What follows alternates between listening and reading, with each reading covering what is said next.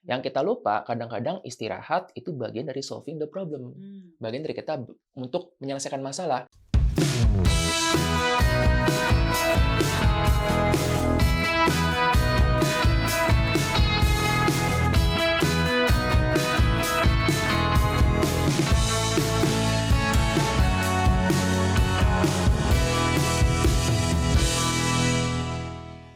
Selamat datang di Haru Media, sebuah channel yang ingin meningkatkan kecintaan terhadap buku dan dunia literasi.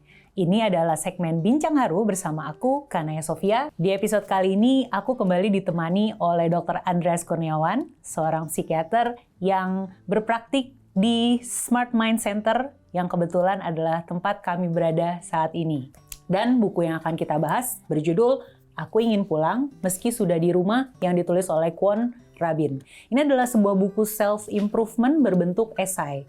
Dan ini penulisnya kan perempuan ya. Dan aku merasa punya keterikatan dengan tulisan-tulisan yang disampaikan penulis di sini. Udah gitu, ilustrasi di dalamnya yang menghiasinya gemes banget. Makanya ini aku suka banget sama judul satu ini. Tapi sebelum masuk ke pembahasan bukunya, aku mau menyapa dulu Dr. Andreas. Halo dok, kita akan ngebahas satu buku yang menarik lagi nih. Judulnya ini dia ya, Aku Ingin Pulang Meski Sudah di Rumah. Tapi sebelumnya silahkan menyapa dulu penonton channel Haru Media. Halo teman-teman penonton channel Haru Media. Saya Andreas Kurniawan dan selamat datang di Smart Mind Center. Hari ini ngebahas tentang buku yang lagi-lagi bikin penasaran, Aku Ingin Pulang Meski Sudah di Rumah. Jadi mau apa sebenarnya? Agak kontradiktif sebenarnya ya, katanya mau pulang tapi udah di rumah. Nah, jadi pulang kemana? Pulang kemana sebenarnya? Jadi pertanyaan teman-teman penasaran juga, mari kita masuk ke pembahasan bukunya ya. Dan lagi-lagi kita awali tentu saja dengan bagian judulnya ya. Karena kan sebelum baca buku pasti kita baca judulnya dulu dong yang pertama. Nah, boleh mungkin dokter sharing kesan pertama pas baca judul ini gitu. Selain tadi yang dokter merasa aneh gitu pulang tapi udah di rumah. Ada kesan lain lagi nggak pas membaca judulnya? Kalau dari ini ya, saya melihat judulnya, terus teringat tentang mungkin cerita beberapa klien atau pasien-pasien. Banyak yang mengatakan bahwa saya di rumah tapi nggak berasa kayak di rumah, nggak berasa nyaman di rumah. Jadi waktu baca ini saya pikir, mungkin ceritanya tentang seseorang yang berada di rumah tapi nggak nyaman berada di rumah. Makanya kan aku ingin pulang meski sudah di rumah. Ternyata salah. Udah so tahu gitu pas baca, salah ternyata. Ternyata setelah membacanya ada kesan lain yang didapat gitu ya dok ya. Jadi gimana nih setelah membaca apakah persepsinya berubah terhadap tulisan-tulisan penulis di dalam buku ini? Yes. Ternyata buku tentang growing up, tentang tumbuh, tentang berkembang, quarter life crisis. Ya, jadi kondisi yang dialami orang-orang berusia sekitar 18 sampai dengan 30 tahun ketika terjadi perubahan dari hidup yang sebelumnya tuh mungkin di kuliah atau sekolah ya, tiba-tiba berubah di mana mereka perlu berhadapan dengan dunia, dengan kemandirian, dengan pekerjaan. Nah, itulah yang kita merasa, growing up seperti ini ya. Nah, inilah bukunya nih. Jadi, teman-teman, buku ini kurang lebih seperti yang Dr. Andrea sampaikan tadi ya, berisikan mungkin bisa dibilang kekhawatiran juga ya, kecemasan dari seseorang yang sepertinya sedang berada di quarter life crisis. Betul. Ya. Dan tadi walaupun penulisnya Kwon Rabin ini seorang perempuan, ini relate banget karena memang ya masalahnya itu universal. Quarter life crisis kan tentang cinta, tentang mungkin image tentang diri sendiri, tentang persahabatan. Jadi tetap bisa dibaca oleh siapapun. Nah, itu tadi teman-teman kurang lebih gambaran tentang buku Aku Ingin Pulang ini. Tapi ya, aku tuh kepo. Kalau menurut Dr. Andreas sendiri, apa sih sebenarnya arti rumah itu sendiri? Oke. Rumah, ini agak sulit kalau kita ngomong dari bahasa Indonesia ya kan. Bahasa Indonesia rumah ya rumah gitu. Tapi tempat kita tinggal. Kalau dari lebih enak ngeliatnya dalam bahasa Inggris, karena kan ada beda antara house sama home. Di mana house itu bangunan, home itu lebih ke suatu situasi. Oke, ketika kita pulang ke rumah bilang kan I'm home gitu. Jadi merasa kayak tempat yang buat kita merasa nyaman. Jadi kita bisa menganggap bahwa rumah itu bukan cuma bangunan, tapi suatu tempat di mana kita bisa merasa aman, merasa nyaman, siap tumbuh, berkembang, dan ya berhadapan dengan ketidakpastian dunia. Itu juga yang mungkin dia bilang tuh, aku sudah di rumah, tapi kok rasanya nggak pulang. Nah, karena memang kan buku ini bercerita tentang ketika dia masuk ke masa dewasa, dia perlu untuk mandiri, tinggal sendiri. dia berada di rumah, di bangunan, tetapi merasa aku kangen. Nah, ada tentang homesick juga ya di sini kan, tentang dia kangen dengan keluarga, dengan ayahnya. Tapi berarti itu bisa diaplikasikan juga untuk mereka-mereka yang sedang mengalami fase transisi nggak sih, Dok? Kayak misalnya quarter life crisis juga adalah masa-masa seseorang mungkin masuk ke jenjang berikutnya seperti pernikahan. Tadinya dia hidup sendiri, kemudian masuk ke rumah tangga, yang mana adalah keadaan baru buat dia. Benar nggak sih, Dok? Betul, betul banget. Kebetulan nih, ini agak teoritis ya. Jadi rumah itu akan berbeda-beda di setiap tahapan kehidupan. Jadi ada seorang psikolog, Erik Erikson, yang menyatakan ada tahapan psikososial manusia. Misalnya begini, pada saat seorang anak yang usianya masih dia usia SD gitu, ya sebelum 12 tahun, maka yang dianggap rumah bagi dia itu adalah keluarga, ayah, ibu, kakak, adik. Nah, ketika dia 12-18 tahun kan berbeda ya. Kita nganggap bahwa yang buatku jadi rumah ini adalah teman-teman, peer, kita nongkrong sama teman-teman. Nah, terus gimana dengan yang usia sudah 18 menjelang 20 dan lebih daripada itu sampai 30 misalnya. Itulah baru ketika masa-masa seorang mencari cinta. Rumah adalah ya tadi rumah tangga, mencari tambatan hati ceritanya. Itu juga tuh kebetulan kalau kita lihat di buku ini kan bertahap ya. Betul. Yang awalnya tuh pahit. Baca ceritanya tuh kayak, ini orang kasihan ya gitu. Tapi lama-lama kita ngeliatnya jadi manis makin lama ketika bahas tentang cinta, tentang sudah bertemu dengan dia merasa nyaman, merasa oh aku bisa untuk tampil apa adanya, aku merasa aman. Nah, itulah perkembangan itu. Jadi quarter life crisis ya gitu. Awalnya pahit tapi ketika kita bisa menjalani, bisa survive, ternyata manis juga loh. Oh, menarik. Dan buku ini mungkin akan mewakili perasaan tersebut. Nah, gimana ya, Dok, caranya kita bisa menemukan kenyamanan itu? Tapi kan sebenarnya nyaman itu perasaan, sesuatu yang abstrak. Nah, gimana caranya kita bisa mengerti kenyamanan seperti apa yang kita cari? Nah, ini sebenarnya terjawab nih di halaman cover nih. Ini teman saya nih, Dr. Jimmy Ardian. Tak masalah kalau sekarang kamu merasa tidak berada di rumah. Mari buat rumah kita sendiri perlahan-lahan. Jadi gimana kalau misalnya rumah itu bukan sesuatu yang kita cari, tetapi kita bangun, kita buat. Nah, memang ada situasi di mana tadi ya mungkin sulit nih, misalnya berada dalam sebuah rumah, terus kita merasa kayak, aduh nggak nyaman dengan aturan-aturan di sini. Tapi tadi selama kita berada di satu tempat, kan kita sebaiknya memang mengikuti, beradaptasi dengan di situ. Tetap aja kita bisa membuat misalnya tempat tertentu, kamar kita jadi tempat yang aman. Dan yang penting memang kita merefleksikan, apa situasi yang membuat nyaman, apa situasi yang membuat aku merasa tenang. Nah, kadang-kadang yang jadi sulit tuh mungkin kita membandingkan sama orang. Oh, temanku begini, temanku punya pacar happy. Apakah aku harus punya pacar juga? Belum tentu loh. Oh iya, betul. Oke, jadi sebenarnya cari sendiri dulu, lama-lama juga bakal terbiasa gitu ya, Dok. Akan menemukan, bereksperimen. Situasi seperti ini yang bikin aku nyaman, situasi seperti ini aku ngerasa nggak nyaman gitu ya, Dok ya. Nah, lanjut, Dok. Ini buku kan ditulis oleh penulis Korea ya, dan dihadirkan di Indonesia oleh penerbit Haru versi terjemahan Indonesianya.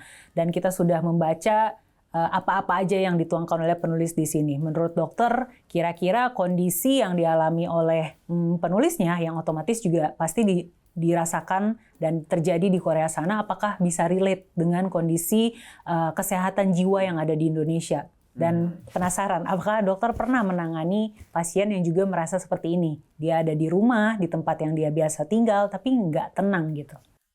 Aku rasa karena kita Indonesia dengan Korea masih sama-sama negara Asia, ada beberapa kesamaan. Ya, salah satunya adalah bahwa warga yang ada di Asia itu mereka cenderung untuk sosial, jadi bukan individualis. Betul, ya. Nah, maka dari itu beberapa bab dalam buku ini memang membahas tentang membandingkan diri dengan orang lain. Ya. Misalnya nih, ada satu bab yang aku suka halaman 36 tentang jangan bandingkan kesulitanku dengan orang lain. Apakah teman-teman sering membanding-bandingkan kesulitan kita dengan orang lain?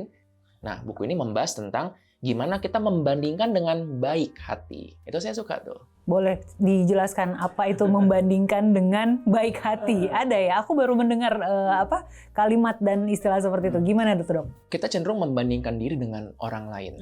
Nah, gimana kalau kita bandingkan diri kita dengan diri kita di masa lalu?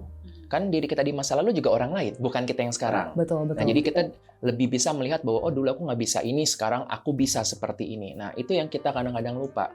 Karena kalau kita terus membandingkannya dengan orang-orang sekeliling kita, pasti selalu ada yang lebih bagus daripada kita.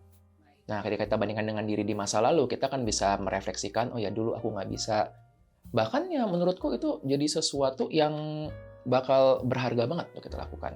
Jadi lebih terpacu ya dok ya, kalau melihat masa lalu kita ada di titik A misalnya, kita sekarang udah di titik C misalnya. Jadi terpacu dan menghilangkan rasa cemas itu sendiri yang mana akan terjadi kalau kita ngebandinginnya sama orang lain. Betul. Gitu kan. Baik, menarik sekali. Kemudian di buku ini kan juga ada satu cerita ya yang berpesan nggak apa-apa untuk berhenti sejenak dari masalahmu. Nah, memangnya kenapa sih kita sebagai manusia perlu berhenti dulu? Karena kan kadang biasanya, naturalnya manusia tuh ingin segera menyelesaikan apa yang menjadi ganjalan. Dalam hal ini problema atau masalah yang sedang dihadapi. Tapi di buku ini malah dikasih nasihat nggak apa-apa, berhenti dulu aja sejenak. Nah, menurut dokter gimana? Saya setuju, berhenti sejenak nggak apa-apa. Asal itu dilakukan secara strategik. Jadi strategic pause gitu. Kenapa? Karena gini, kita sebagai manusia kayak tadi kan Ayah bilang, kita kan mau untuk solve problem solving. Wajar nih ada satu masalah kita mau solve. Yang kita lupa kadang-kadang istirahat itu bagian dari solving the problem. Bagian dari kita untuk menyelesaikan masalah. Sama kayak kalau misalnya kita punya tugas untuk memotong suatu pohon yang besar, kita bisa terus-terusan motong atau kita bisa beristirahat sejenak untuk ngambil energi mengasah kampaknya. Itu kan juga bagian dari strategic pausing. Jadi di sini makanya dibilang bukan udah hindari masalah. Enggak, dia cuma bilang bahwa kita beristirahat karena kita tahu bahwa nanti kita bakal berhadapan lagi dengan masalah tersebut. Dan istirahat adalah bagian dari problem solving. Dan itu menurutku menenangkan sih. Ketika tahu gitu betul, jadi tenang, kita jadi nggak terlalu merasa bersalah dengan beristirahat. Iya, betul-betul. Wah, menarik ya. Kemudian dok, sebagai pembaca dan juga praktisi kesehatan mental, buku esai 1 ini yang ditulis oleh Kwon Rabin, kira-kira cocoknya dibaca oleh siapa aja dok? Karena kita ngomongin tentang quarter life crisis, berarti cocoknya mungkin yang banyak relate itu usia ya remaja yang menuju ke dewasa muda, ya 18-30 tahun. Walau demikian, saya rasa siapapun yang membaca di usia berapapun akan tetap bisa relate. Karena tema yang diangkat memang universal. Nah, buat teman-teman, kalau misalnya kalian tadi lagi dalam situasi yang mengalami quarter life crisis tersebut, merasa cemas, insecure, membandingkan diri dengan orang-orang, dan ngerasa, aku sudah oke belum sih? Atau tadi ngerasa, kok nggak menemukan rumah ya? Boleh coba baca. Mungkin dapat contekan di sini tentang hidup. Di bagian sampul dalam buku ini, dia kan menuliskan judulnya, Aku Ingin Pulang Meski Sudah di Rumah. Tapi kemudian ada kalimat lagi di bawahnya yang berkata, pasti menyenangkan menjadi siput karena ia dekat dengan rumahnya. Buat seru-seruan aja nih, teman-teman boleh dong komen di bawah, hewan apa lagi yang selalu membawa-bawa rumahnya kemanapun dia pergi? Tulis ya jawabannya di kolom komen di bawah. Aku Ingin Pulang Meski Sudah di Rumah menceritakan isi hati penulisnya yang merasa tidak ada di rumah dan menginginkan seseorang yang bisa memberikan dia kenyamanan serta mengerti dirinya. Nah dok, boleh dong dikasih pesan ke teman-teman penonton channel Haru Media mengenai buku ini sebagai closing statement-nya? Oke. Kalau teman-teman ada yang mungkin sudah memiliki atau sudah baca buku ini, satu hal yang mungkin menarik dilakukan adalah kalian ambil sedikit potongan yang ada di situ, terus memposting, membagikan itu di media sosial punya teman-teman. Itu juga yang tadi saya lakukan pas hari ini juga waktu mikir, aku hari ini mau bahas buku ini. Pas lihat tadi, ada nih bagian yang saya tadi share juga tentang mengenai cinta di situ. Ya, tentang cinta bertepuk sebelah tangan. Karena menurut saya ini kalimatnya indah nih, ya di halaman 127. Ya, ini lumayan panjang ya dan ngena ya. Terakhir itu tuh, jadi dia membicarakan tentang ini agak-agak remaja memangnya, tapi nggak apa-apa kita bahas aja. Gimana dok, gimana? Jadi, aku masih tetap merindukanmu dan ingin bertemu denganmu. Meski waktu telah berlalu, aku semakin menderita karena tidak bisa melupakanmu. Aku tersiksa karena cintaku tak kau balas. Terakhir ini yang mantep nih. Jika aku jadi kau, aku akan mencintaiku. Itu pas itu kayak, aduh. Itu ibaratnya kayak self love juga nggak sih? Iya, jika aku jadi kamu, aku mencintaiku. Kenapa kamu nggak mencintai aku? Nah, itu aku ngambil itu, aku posting di media sosial, di Twitter, dan ternyata ya merasa kayak, nancep gitu. Ternyata, kita membagikan gitu boleh juga kan, kita membagikan perasaan kita. Karena tanpa sangka, mungkin tempat seperti sosial media, ketemu dengan orang-orang yang kita bahkan belum pernah ketemu secara langsung, bisa jadi tempat yang nyaman buat kita ketika kita merasa aman. Gitu. Ya, jadi boleh dibagikan, tapi jangan lupa kalau bagikan tulis dari mana ya. Betul. Dari Aku Ingin Pulang Meski Sudah di Rumah, penulisnya oleh Wontrabit. Supaya yang melihat juga bisa membaca bukunya secara utuh. Jadi nggak cuma dapat informasi setengah-setengah aja ya dok. Betul. Ya. Oke, terima kasih Dr. Andreas untuk waktu dan diskusi kita yang menarik hari ini ya. Terima kasih juga buat teman-teman penonton channel Haru Media yang sudah menonton sampai detik ini. Jangan lupa dibagikan video ini supaya teman-teman yang lain juga bisa merasa relate dengan buku ini di mana penulisnya merasa tidak berada di rumah. Segmen Bincang Haru aku akhiri di sini. Aku Kanaya Sofia dan Dr. Andreas pamit. Sampai jumpa.